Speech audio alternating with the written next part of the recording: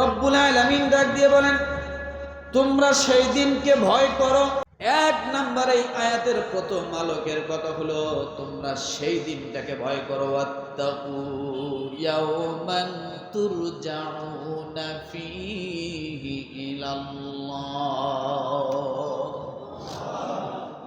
আল্লাহ এখানে বললেন না যে আমাকে ভয় করো। কোন দিনটাকে ভয় করতে বলছে?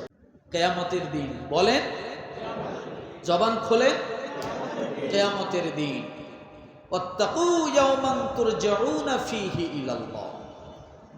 তোমরা ওই দিনটাকে ভয় করো। এক ভয়ের কথা আসছে এই আয়াতে, যখন তোমরা সকলে আল্লাহর কাছে ফিরে যাবে।